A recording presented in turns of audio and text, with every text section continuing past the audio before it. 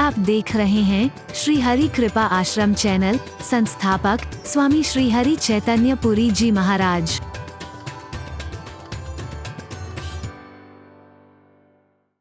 चीजों के अभाव में ही नरक बने हुए, घर घर नरक बने हुए, नगर नगर नरक बने हुए हैं।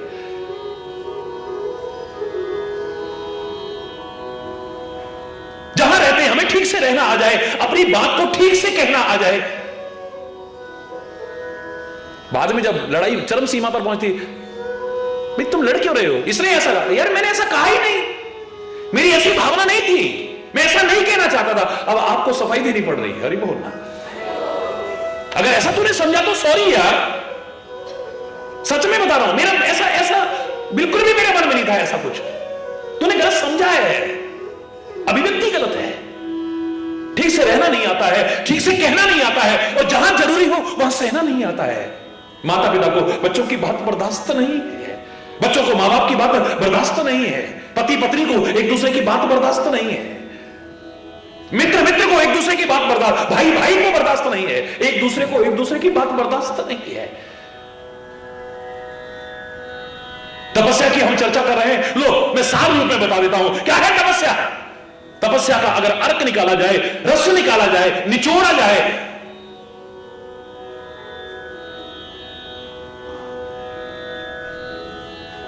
क्या निकलेगा। तपस्वी क्या करता था, सहता था। हम वो वाले तपस्वी नहीं बनने की बात करेंगे, घबराना मत।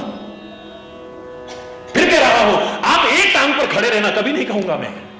चारों तरफ आग जला करके और सूर्य की गर्मी को सहन करो, मैं नहीं कहूंगा आपसे। भूखे प्यासे ये वो सब करो, मैं नहीं कहूंगा आपसे। जटा बढ़ा लो, नाखून बढ़ा लो, ये कर लो वो कर लो, बिल्कुल नहीं कहूंगा आपसे। घर बार छोड़ दो, हिमालय में चले जाओ, जंगलों में गुफाओं में चले जाओ, प्रासंगिक भी नहीं है सार्थ। वो क्या करते थे, सहते थे। क्या क्या सहते थे, भूख सहते थे, सर्दी सहते थे, गर्मी सहते थे, बारिश सहते थे, और लोगों की बुरी भली भी सहते थे। मन लागो मेरो यार फकीरी में, मन लागो मेरो यार फकीरी में, मन लागो मन लागो मन लागो मेरो यार फकीरी में, मन लागो मेरो यार। मैं पूरा भजन नहीं सुना रहा, एक पंक्ति। भली बुरी सबकी सह लीजे, भली बुरी सबकी सह लीजे, भली बुरी सबकी सह लीजे, भली बुरी सबकी सह लीजे। कर गुजरान कर गुजरान गरीबी में, कर गुजरान गरीबी में, लागो मेरो यार फकीरी में, मन लागो मेरो यार फकीरी में, मन लागो मेरो यार फकीरी में। मैं पूरा भजन नहीं सुना रहा हूं। भली बुरी सबकी सह लीजे। जो बड़ी रिस्पेक्ट करते थे ना, जरा उसमें आ गया तो बस अब और नजर से देखने लग जाते हैं। हरि बोल। कोई कहता ये ढोंगी है, कोई बगुला भक्त बताने लगे, जैसा जिसके मुंह में आया ऊंट पटांग सुनाने लगे। क्या क्या नहीं सुनते हैं बोलो। सब एक जैसे तो नहीं होते ना। हम चाहे कैसे भी हो, उनकी चरणों की धूल के बराबर भी ना हो, लेकिन हम उन पर भी प्रश्न चिन्ह लगा देते हैं। क्योंकि कुछ लोग ऐसे हैं, अच्छे और बुरे लोग किस क्षेत्र में नहीं है, बताओ किस क्षेत्र में नहीं है? मेरे से एक पत्रकार भाई कल पूछ रहे थे, उन्होंने कहा महाराज जी एक बात बताइए, आजकल ज्यादातर संत, मैंने कहा आजकल संत पुरानी नीति का श्लोक सुनिए, शैले शैली न माणिक्यम मौक्तिम न गजे गजे साधव नहीं सर्वत्र चंदनम न बने। ये तो हमेशा से चला आया है। हर पर्वत में मणि माणिक्य की खान नहीं होती है, हर हाथी के सिर पर मुक्ता नहीं होता है, हर जंगल में चंदन के वृक्ष नहीं होते हैं, ऐसे हर वेशधारी संत नहीं होता है। ये तो आज की नहीं पुरानी बात बता रहा है। सन्यासी के वेश में ही कालनेमी ने हनुमान का मार्ग रोका था, सन्यासी के वेश में ही रावण ने सीता का अपहरण किया था। ये आज का नहीं, लाखों लाखों वर्ष पहले का किस्सा। हरि बोल। अगर एक सिलेंडर तुम्हारा फट जाए, भगवान ना करे कहीं पर भी ऐसा ना हो, क्योंकि सब सुखी रहे, मैं तो यही कामना करूंगा, लेकिन होता है ऐसा, बिल्डिंगें फट जाती हैं, कितने लोगों की जिंदगी चली जाती है, तो सिलेंडर, हर सिलेंडर से तुम्हारा विश्वास हटता है क्या? क्यों? फिर घर में क्यों यूज करते हो? अरे बोल। मैंने कहा अपने उस प्यारे भाई से कहा, मैंने कहा आपने बड़ा अच्छा प्रश्न किया है।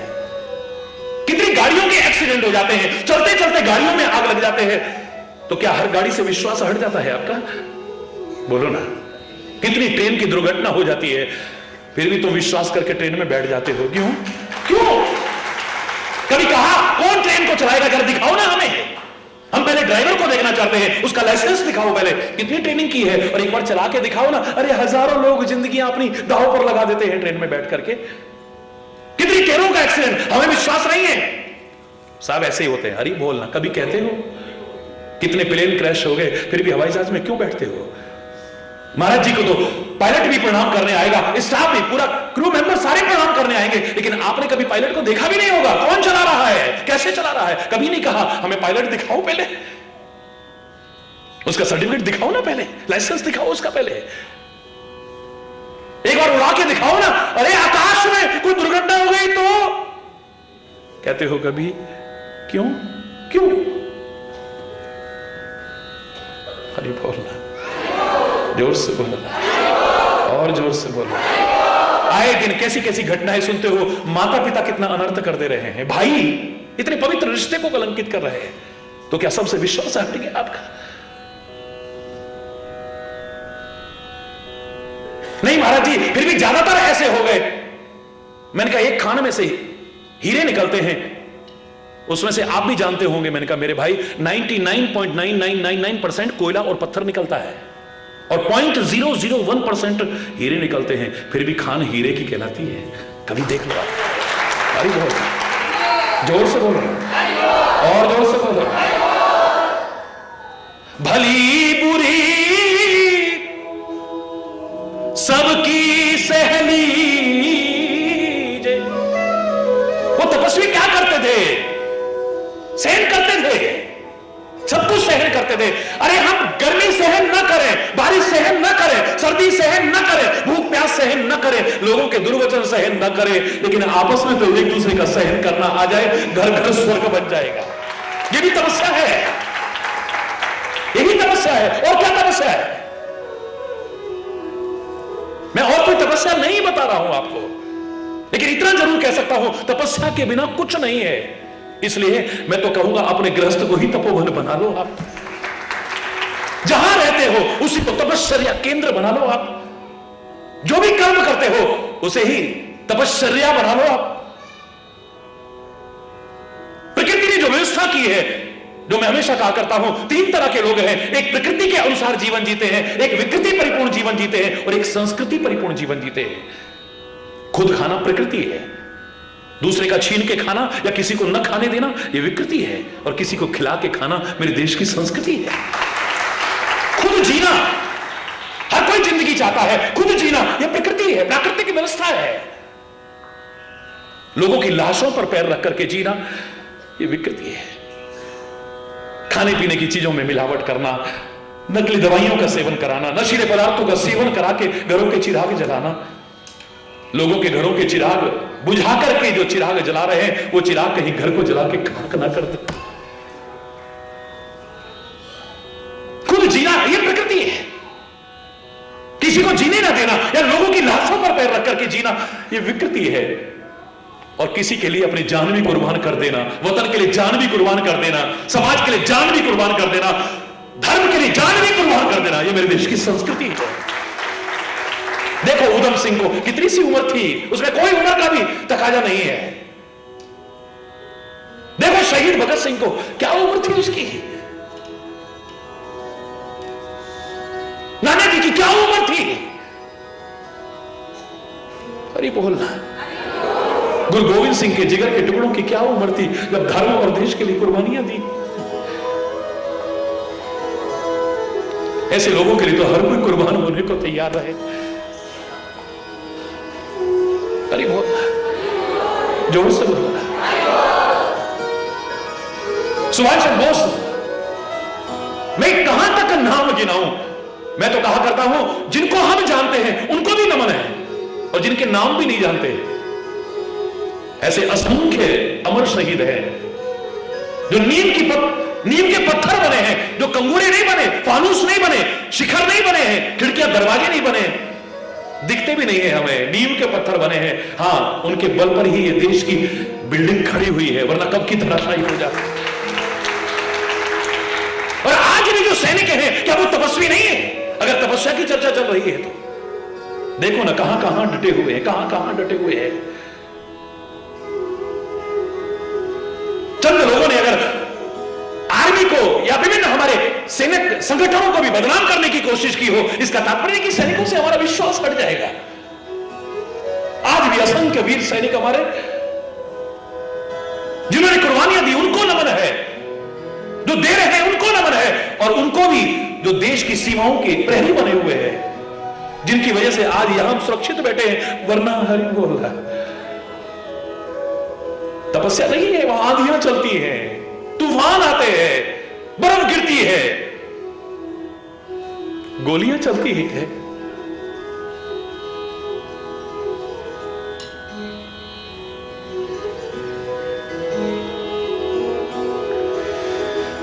हम दिवाली मनाते हैं, वो कौन की होली खेलते हैं।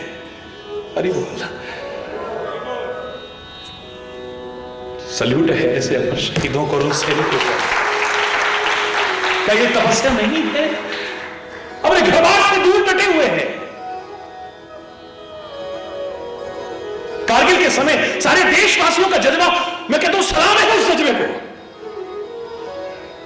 भिक्षावृत्ति को मैं बढ़ावा नहीं देता, गलत मानता हूं, लेकिन है भिक्षावृत्ति, पर भिखारी भी सारा दिन भीख मांग करके कटोरा शाम को लेकर के अधिकारी क्या जा रहे हैं। कारगिल शहीदों को यह भी हमारी तरफ से भी दे देना।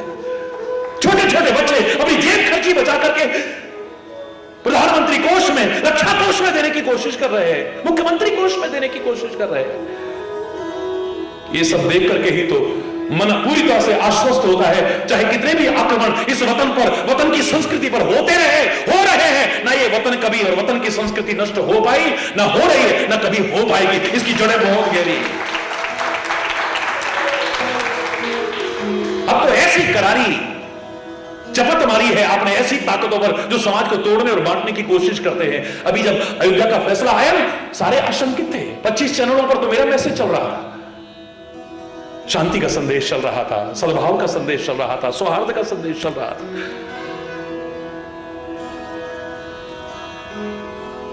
हर कोई आशंकित था, हर कोई। आपके महाराज जी के साथ जो थे, कभी उनसे जानिए, पानी की एक बूंद नहीं गई मेरे अंदर। है परमात्मा, कुछ ऐसा ना हो जाए कि वतन को कलंक लग जाए, खून की नदियां ना बह जाए।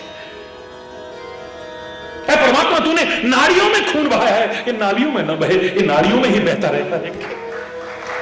ये नाड़ियों में ही बहे, नालियों में ना बहे। है मेरे भारतवासियों, लोग पूछते होंगे किसकी विजय हुई, मैं तो कहूंगा भारतवर्ष की विजय हुई है। आपने प्यार और सौहार्द बना करके एक आदर्श उदाहरण प्रस्तुत किया है। नमन है, उस जज्बे को भी नमन है। बाकी जो हमने प्रसंग प्रारंभ किया, बिना तप के कुछ नहीं है। हमारा चूल्हा न तपे किस काम का है? हमारा तवा न तपे क्या काम आएगा? उपयोग में आने लायक नहीं है। तंदूर तपे नहीं, क्या काम आएगा वो?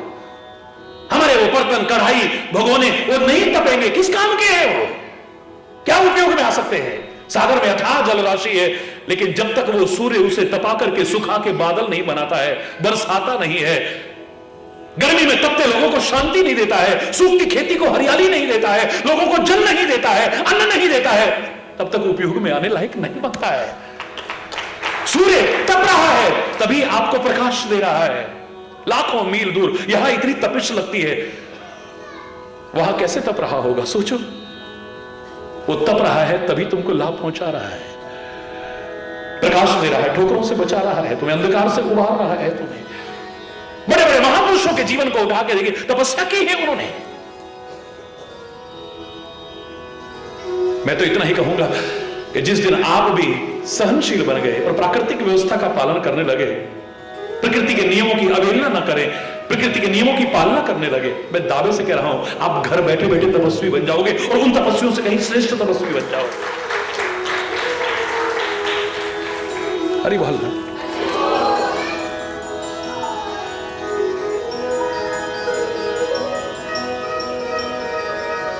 हरि बोल, जोर से बोलो। परमात्मा की कृपा पानी हो तो मात्र तपस्या नहीं,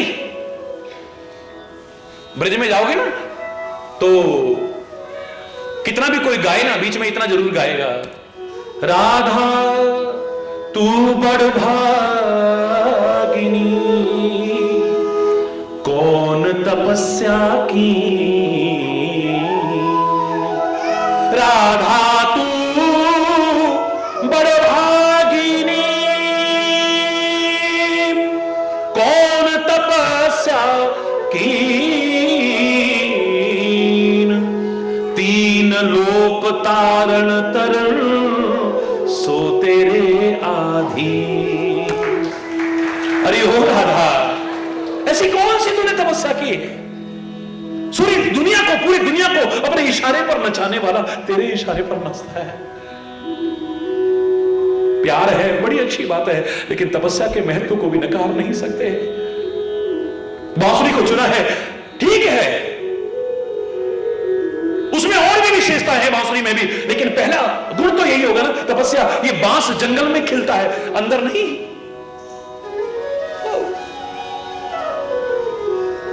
कितनी इसने धूप सहन की होगी, कितनी सर्दी सहन की होगी, कितनी वर्षा सहन की होगी, और कितने बांसों में से कोई बांस बांसुरी बनने के लायक बना। अरे ठीक है, बाकी विशेषताएं भी आनी चाहिए। अगर इसके अंदर गांठें होंगी, बांसुरी नहीं बन सकती है।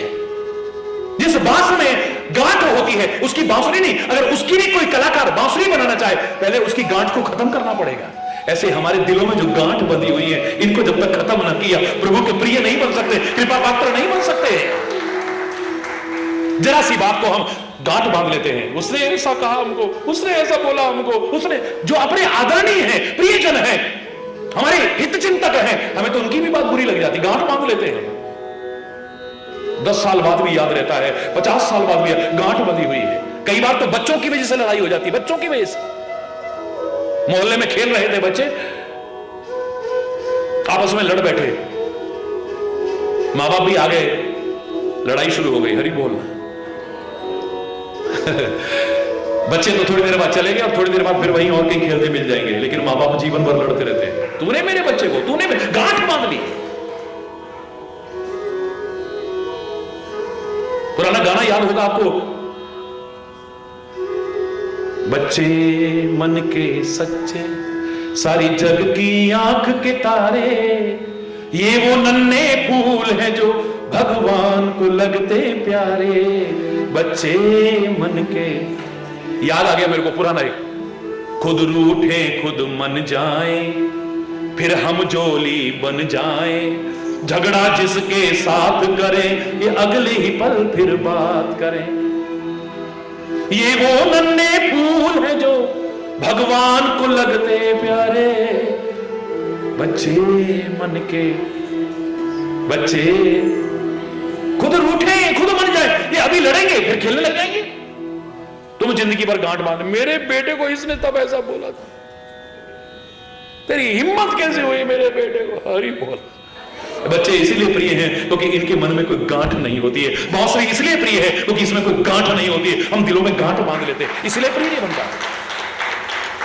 प्रभु की कृपा पात्र बनने के लिए और भी विशेषताएं, और विशेषताओं को छोड़िए, सबसे ज्यादा प्रेम की आवश्यकता पड़ेगी। उमा जोग जप दान तप पूजा व्रत और नेम, राम करई नहीं कृपा तस जस निष्केवल प्रेम। निष्केवल, निष्कपट, निस्वार्थ, निष्काम अगर प्रेम हो, परमात्मा की कृपा का अधिकारी बना देगा तुम्हें। लेकिन तपस्या के महत्व को कम करके मत आओ, बिना तपे उपयोगी नहीं बन पाओगे। हरि बोलना, जोर से बोलो ना।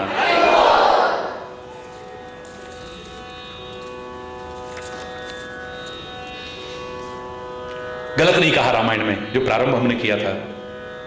तप सुख प्रद दुख दोष नसावा, तप बल रचहि प्रपंच विधाता, तप बल रचहि प्रपंच विधाता, तप बल विष्णु सकल जग त्राता, तप बल विष्णु सकल जग त्राता, तप बल शंभु करहि संहारा, तप बल शंभु करहि संहारा, तप बल शेष धरहि मही भारा, तप बल शेष धरहि मही भारा, तप आधार सब सृष्टि भवानी, तप आधार सब सृष्टि भवानी, करहि जाए तप अस जी जानी, करिए जाए तप अस जी जानी। हमारे मस्तिष्क बहुत विशाल हो गए, बहुत विशाल, पता नहीं क्या क्या सोच जाते हैं, किस किस के लिए सोच जाते हैं, कहां तक सोच जाते हैं। हरि बोल। मस्तिष्क बहुत विशाल हो गया हमारा, पर हृदय बहुत सिकुड़ते जा रहे हैं, इसमें जगह ही नहीं है एक दूसरे के लिए। और जगह कब खत्म होती है? जब एक दूसरे की बात सहन नहीं होती है, बर्दाश्त नहीं होती है, घर टूट जाते हैं, परिवार टूट जाते हैं, समाज टूट जाता है। हम बर्दाश्त नहीं कर पाते एक दूसरे को, एक दूसरे की भावनाओं की कदर नहीं कर पाते हैं। फिर हम कबीरदास के पास में एक परिवार पहुंचा, पति पत्नी दोनों। कबीरदास, तुमने लाखों लोगों की जिंदगी बनाई है, हमारा परिवार उजड़ने की कगार पर है, तलाक होने की नौबत है, प्लीज कुछ हमें भी शिक्षा दो, हमारा परिवार बचा रहे, न टूटे न बिखरे।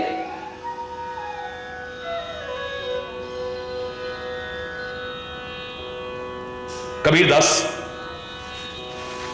बरामदे में बैठा हुआ था, जो छप्पर था उसके बरामदे में, जेठ का महीना, भर दोपहरी और इतनी गर्मी।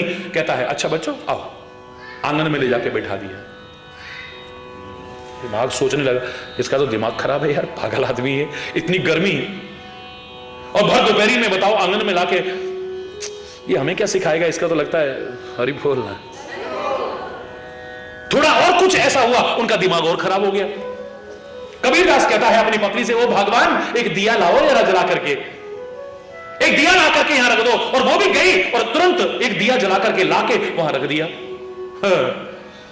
ये तो पागल है, ये हमें क्या सिखाएंगे? हरि बोल। उतनी देर में कुछ और हुआ, अब सोच नहीं रहे, वहां से उठ के चलने लगे। कबीरदास की पत्नी 3 गिलास में थोड़ा थोड़ा दूध जो घर में था उपलब्ध वो ले आई।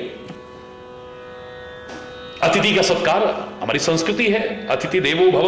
कोई आवश्यक नहीं कि आप उसको बहुत माल खिलाओ, मेवा मिष्ठान खिलाओ या पकवान खिलाओ। मैं तो कई बार कहा करता हूं, महंगाई का रोने रोने वालों, आप बैठ पानी, 3 चीज मोल नहीं लानी। आओ जी बैठो जी बैठो, पानी पियो, क्या खर्चा हुआ? सामने वाला खुश होकर जाएगा। और कितना भी माल खिलाया उसके बाद यहां 111 बना दिए। हरि बोलना। कोई भूखा नंगा होगा जो खुश होकर जाएगा। हरि बोलना। आ बैठ पानी, 3 चीज मोल नहीं लानी। बड़े प्यार से कोई आया है, आओ जी बैठो जी पानी पियो जी।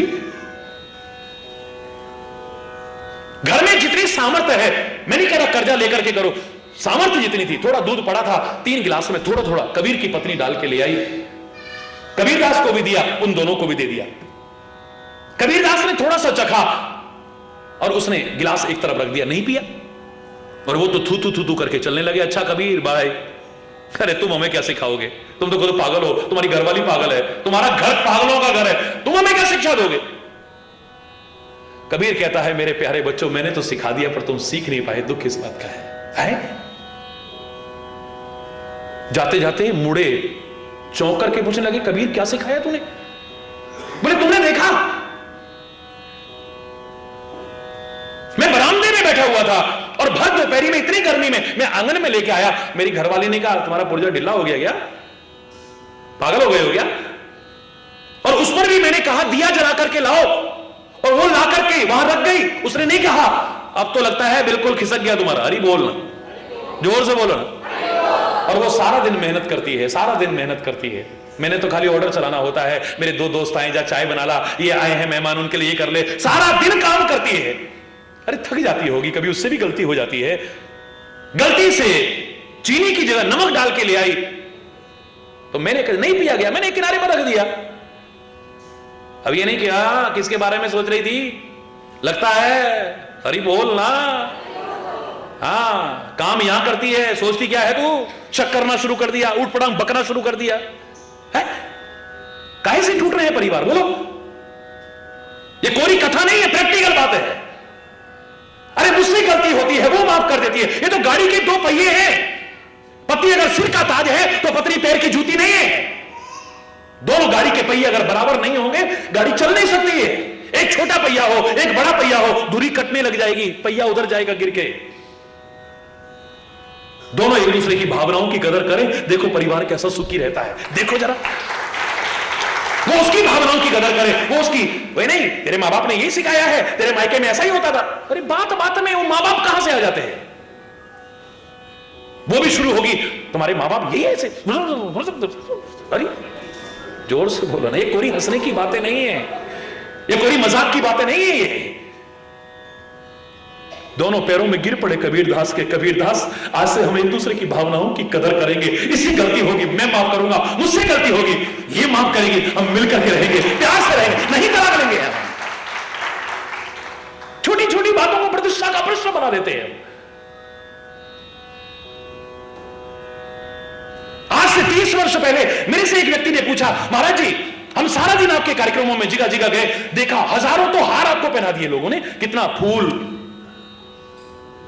कितना पैसा, कितना समय, कितनी मेहनत, क्या फायदा है इसका हार पहनाने का? मैंने कहा खाली हरि चैतन्य को या संतों को हार नहीं पहनाते, गुरुओं को हार नहीं, हार तो कितने लोगों को और कौन कौन और किस किस भावना से पहनाते हैं। 13 अर्थ किए थे मैंने हार के। अभी समय है 2-3 सुनाऊं जरा, क्योंकि प्रसंग से संबंधित आ गया है। तो मैंने कहा पहला हार आप एक दूसरे को पहनाते हो। विभिन्न प्रकार के विवाह हमारी संस्कृति में माने गए हैं, स्वयंवर भी माना गया है।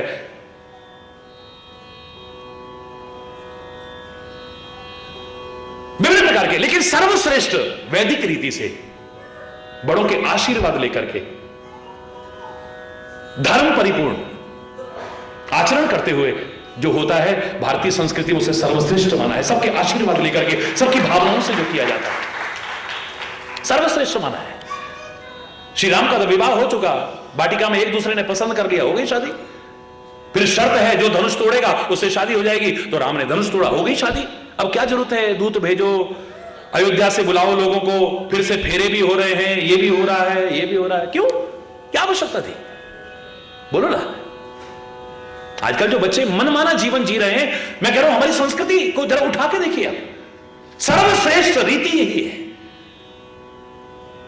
क्योंकि हमारे यहां विवाह को खाली विवाह एक पार्टनरशिप डील नहीं माना है। जब तक निभ गई नहीं तो हरी बोल है।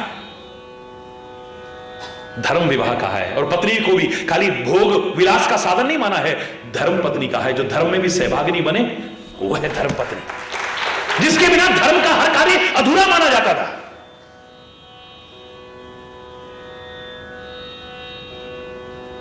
हरी बोलना।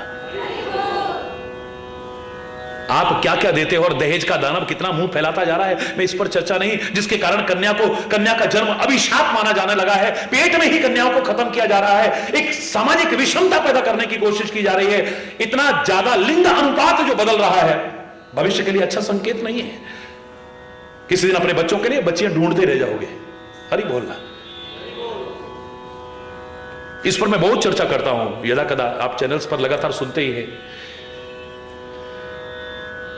लेकिन मेरा जो कहने का भाव है, आप आप कुछ और देते हैं नहीं देते हैं, दे पाए ना दे पाए, पर हार एक दूसरे को जरूर पहनाते हैं। क्यों पहनाते हैं ना? जयमाला, वरमाला, जो भी कहते हो आप, पहनाते हो ना? मैंने कहा आपसे ही शुरू होता हूं पूछने वाले। आप लोग जब नवजीवन प्रारंभ करते हो, पति पत्नी एक दूसरे को नवजीवन प्रारंभ, गृहस्थ का नया क्रम प्रारंभ करने से पहले एक दूसरे को हार पहनाते हो। जानते हो क्यों पहनाते हो? नहीं महाराज जी बताओ ना। मैंने कहा हार तभी तक कहलाता है जब तक पिरो के रखा जाए। बोलो ना। जब ये लड़ियां छिटक जाएं, बिखर जाएं, टूट जाएं, बिखर जाएं, इसे हार कहेंगे फिर? तो सबसे पहले तो उस बेटी को, जिस पर बहुत बड़ी जिम्मेदारी है नए जीवन की, अगर सम्मान इतना है भारतीय संस्कृति में, यत्र नारस्तु पूजते रमन्ते तत्र देवता, तो जिम्मेदारियां भी बहुत बड़ी हैं। तो सबसे पहले तो मैं उससे कहूंगा, बेटी जिस घर में आ रही है ना, उस घर को हार की तरह पिरो करके रखना। आते ही उस परिवार को अलग अलग करने की कोशिश मत करना। मां बाप और बच्चों को जुदा करने की कोशिश मत करना। भाई को भाई से जुदा करने की कोशिश मत करना। एक दूसरे को एक दूसरे से अलग करने की, मुझसे नहीं होता इतने बड़े बड़े अलग हो जाओ। हरी बोलना। अब तो मैं तभी आऊंगी जब अलग घर लेके रहोगे। हरी बोल, जोर से दूसरा, दोनों बच्चों को कहा जाता है, अगर सुखी रहना चाहते हो, बड़े ध्यान से सुनना आप प्यारे बच्चों, नवजीवन प्रारंभ करने से पहले आपने एक दूसरे से हार स्वीकार किया है, किया ना? वर ने हार दिया, वधु स्वीकार कर रही है। वधु ने हार दिया, कौन स्वीकार कर रहा है? वर। एक दूसरे से हार स्वीकार कर रहे हो ना? बोलो ना, जोर से बोलो ना। ऐसे ही जीवन में बहुत सारी छोटी छोटी ऐसी प्रतिष्ठा के ऐसी बातें आएंगी जिन्हें अगर प्रतिष्ठा का प्रश्न बना लिया तो परिवार टूट जाएगा, बिखर जाएगा तुम्हारा। उन छोटी छोटी बातों में जिन्हें प्रतिष्ठा का प्रश्न बना करके परिवार टूटने और बिखरने की कगार पर आए, वहां पर भी अगर एक दूसरे से हार स्वीकार करनी पड़े, हार स्वीकार कर लेना। उस हार में भी तुम्हारी जीत है, परिवार बना रहेगा, वरना टूट जाएगा, बिखर जाएगा। जीवन में बहुत सारी छोटी छोटी प्रेस्टीज पॉइंट बना लेते हो आप, उसे प्रतिष्ठा का प्रश्न बना लेते हो। उन छोटी छोटी बातों को प्रतिष्ठा का प्रश्न मत बनाना। जैसे आज एक दूसरे से हार स्वीकार कर रहे हो, ऐसे ही हार स्वीकार कर लेना। अच्छा बाबा मैं हारा, हरी बोलना है। या हार भी स्वीकार करोगे तो तुम्हारी जीत छुपी है इस हार में भी। देखो तुम्हारा परिवार बना रहेगा, टूटेगा नहीं, बिखरेगा नहीं। कोई किसी क्षेत्र में जब जीतता है, विजयश्री हासिल करता है, उसे हम हार पहनाते हैं। क्यों? जीतने से पहले वो आता होगा तब भी उसे हार पहनाते होंगे, मैं उसकी चर्चा नहीं कर रहा हूं। जीतने के बाद हार पहनाते हैं निसंदेह। किसी भी क्षेत्र में जीते कोई, जीतने के बाद हार क्यों पहनाते हैं? बताओ ना महाराज जी। मैंने कहा जीतने के बाद जीत के अभिमान में अकड़ करके अपने पद का दुरुपयोग मत करना, वरना जीतने के बाद हार भी तैयार है, इसको याद रखना हमेशा। अरे बोलना, जीतने के बाद हार भी तैयार है। पद का दुरुपयोग मत करना, अभिमान में मत अकड़ जाना कहीं। चलो ज्यादा नहीं कह रहा, क्योंकि घड़ी की सुई तो रुकेगी नहीं। समय की मर्यादा है। तीसरा, संत को, सदगुरु को, महापुरुषों को हार पहनाते हैं ना। यहां पर स्थूल अर्थ नहीं हो सकता, सूक्ष्म अर्थ है, आध्यात्मिक अर्थ है। यहां पर खाली फूल नहीं, सुमन। सुमन का तात्पर्य फूल भी होता है, और सुमन माने अच्छा मन। हरि बोलना। यहां तो अच्छा मन अर्पण करना था, लेकिन मन तो दूसरे के दोषों का चिंतन कर करके प्रदूषित हो चुका है।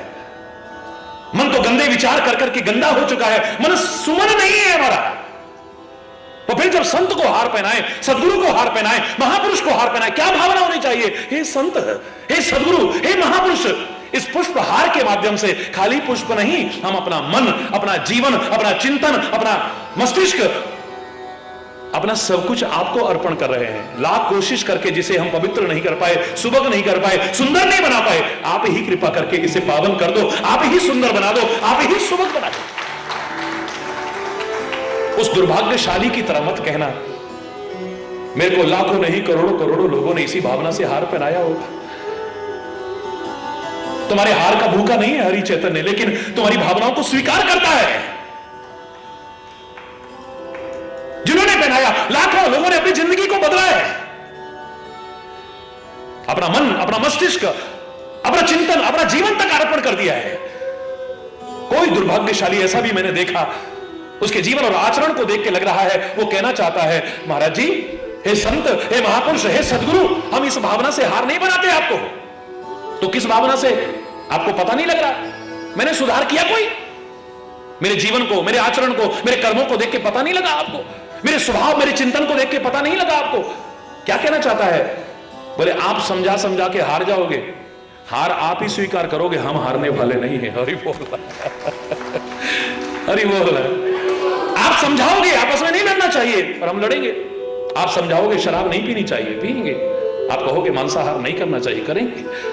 आप कहोगे वैर विरोध घृणा नहीं करना चाहिए, वैमनस्यता नहीं करनी चाहिए, करेंगे हम। आप कहोगे जुआ नहीं खेलना चाहिए, पर खेलेंगे हम। आप कहोगे लड़ाई झगड़ा नहीं करना चाहिए, कला कलेश नहीं करना चाहिए, अशांति नहीं करनी चाहिए, वैर विरोध नहीं करना चाहिए, पर हम करेंगे। आप जीत गए, महाराज जी से जीत गए। आप हार गए महाराज जी। महाराज जी ने हार स्वीकार कर ली। हरि बोल। वो समझा समझा करके हार गए, और आप नहीं हारे, जीत गए आप। इतने बड़े संत से, महापुरुष से जीत गए आप। लेकिन इस जीत में भी कितनी बड़ी हार छुपी है, कभी उस पर भी विचार करके देखना। उन्होंने कहा कि शराब मत पीना, तुम पीते रहे, नुकसान किसका होगा? बोलो ना। उन्होंने कहा जुआ मत खेलना, तुम खेलते रहे, तुम नहीं हारे, जीत गए तुम, नुकसान किसका होगा? बोलो ना। लड़ाई झगड़ा मत करो मेरे प्यारे बच्चों, कला कलेश मत करो मेरे प्यारे बच्चों, अशांति मत करो, वैर विरोध मत करो, मन मुटाव मत रखो, कला कलेश मत करो, तुम मिल करके रहो, प्यार से रहो। वो सिखाया, वो सिखा कर हार गए, तुम नहीं हारे। निंदा चुगली मत करो, ईर्ष्या मत करो, द्वेष मत करो, घृणा मत करो, तुम जीत गए। क्योंकि जीतना चाहते हो ना।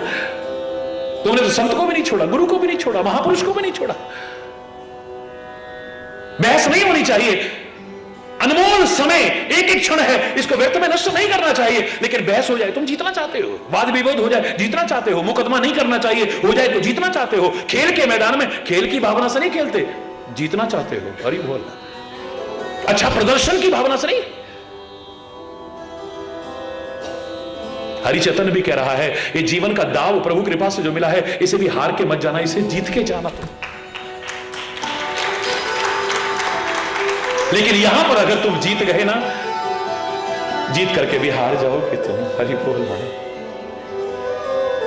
यहां हार जाओ। सुने मैंने निर्बल के बलराम। इस पद में अंतिम पंक्ति क्या आती है? हारे के हरि नाम, हारे के हरि नाम, हारे के हरि नाम। सुनेरी मैंने निर्बल के बलराम, सुने मैंने निर्बल के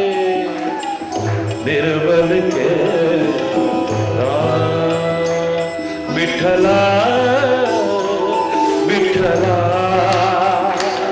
विठला विठला। सारे बोलो।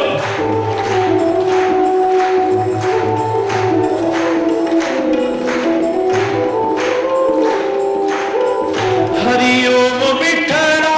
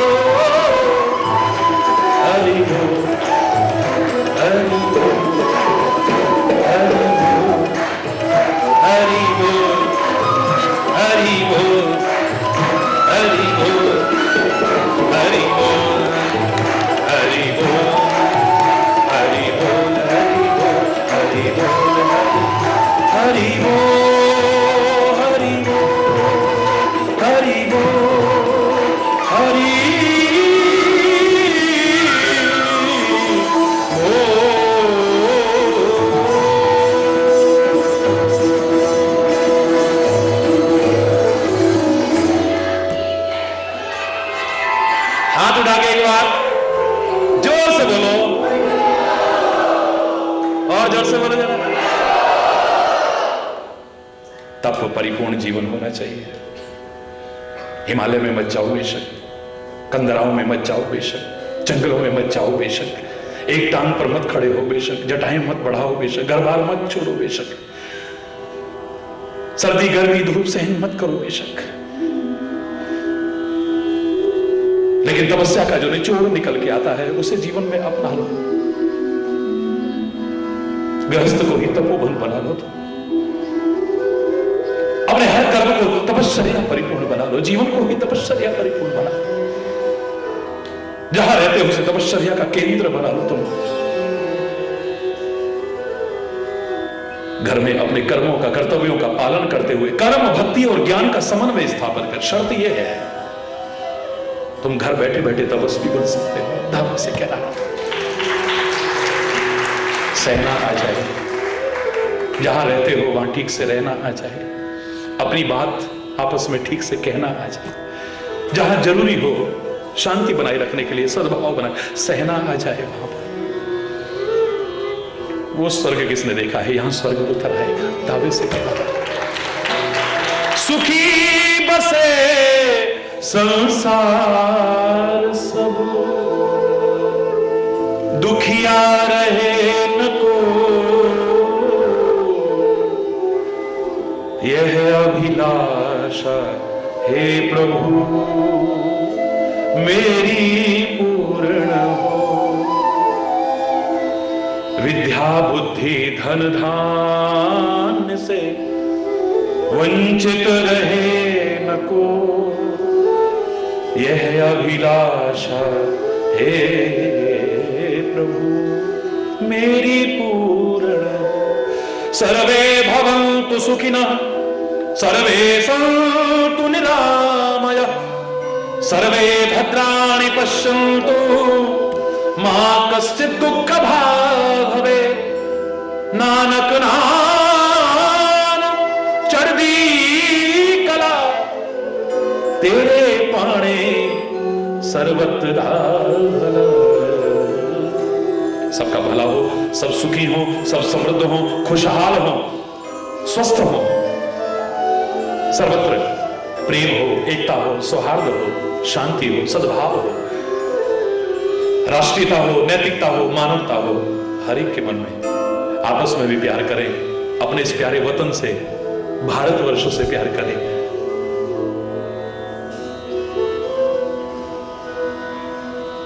मानव मात्र से प्यार करें, परमात्मा से प्यार करें।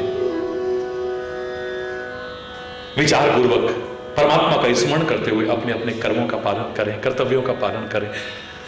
बस यही आह्वान करते हुए, परमात्मा से प्रार्थना करते हुए, कोई गलत शब्द निकला हो उसके लिए क्षमा चाहते हुए अपनी वाणी को विराम दूंगा। एक बार जोर से बोलेंगे, धर्म की अधर्म का प्राणियों में, विश्व का, गौ माता की, भारत माता की, गंगा माता की, संत समाज की, भारत की देवियों की, भक्त समाज की,